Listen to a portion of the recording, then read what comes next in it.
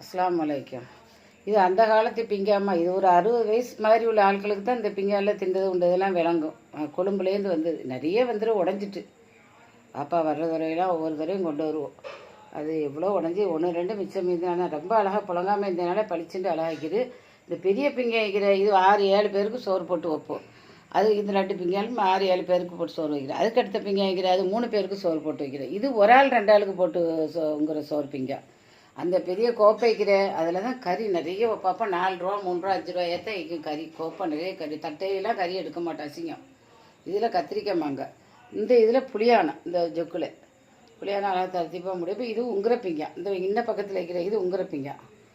இது வந்து ஜேமோ.